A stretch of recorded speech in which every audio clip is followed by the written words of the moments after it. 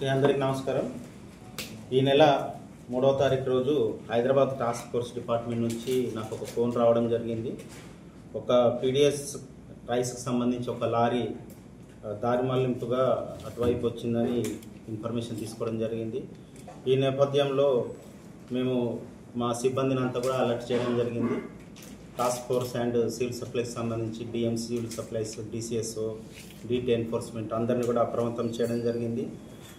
ఈ lorry Mallaram AMC గోదాం నుంచి Palvancha MLS పాయింట్కి 300 క్వింటాలతోటి పీడిఎస్ రైస్ తీసుకెళ్ళినట్టు గుర్తించారు.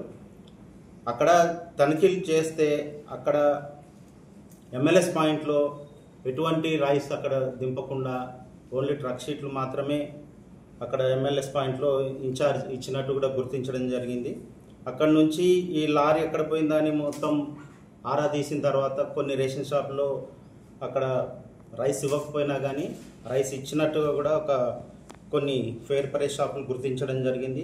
ఇవన్నీ కూడా మేము వాళ్ళ దగ్గర డీటెయిల్స్ తీసుకోవడం జరిగింది. ఎప్పీ షాప్ డీలర్స్ రైస్ ఇవ్వకముందే ఇచ్చినట్టు కూడా డోర్ డెలివరీ చేసినట్టు కూడా వాళ్ళు చూపించడం జరిగింది. ఇవన్నీ కూడా మేము మా సిబ్బందితో పగడబందీగా అన్ని రికార్డు చేసుకొని వీరందరిపైన కూడా మేము కేసెస్ నమోదు చేస్తున్నాము. మా సిబ్బంది అంతా కూడా తిరిగిన తర్వాత ఈ లారీ బోర్గంపాడులో మండలంలో ఒక చోట ఒక విలేజ్లో ఉన్నట్టుగా గుర్తించాము. ఆ లారీని మేము పీడిఎస్ రైస్తోనే పట్టుకొని పాల్వంచ పోలీస్ స్టేషన్లో మేము కేసు నమోదు చేశాము. దీంట్లో బాధ్యులైన ఎంఎల్ఎస్ పాయింట్ ఇన్ఛార్జి, అట్లాగే ఫేర్ ప్రైస్ షాప్ డీలర్స్, అట్లాగే అక్కడ ఉన్న డేటా ఎంట్రీ ఆపరేటర్ వీరందరిపైన కూడా మేము కేసు నమోదు చేస్తాం.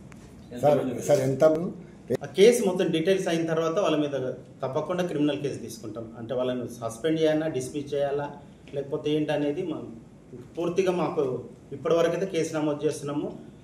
ఎస్ఐ గారు దాని కేసు బిల్డప్ చేసిన తర్వాత ఏం యాక్షన్ తీసుకుంటాం అనేది మళ్ళీ మేము చరిత్ర సృష్టించినోడు ఇప్పుడు ఆ చరిత్రని తిరగరాయబోతున్నాడు. అబద్ధాల గోడల్ని బద్దల కొట్టి నిజాలను రాగా మీ ముందుంచబోతున్నాడు.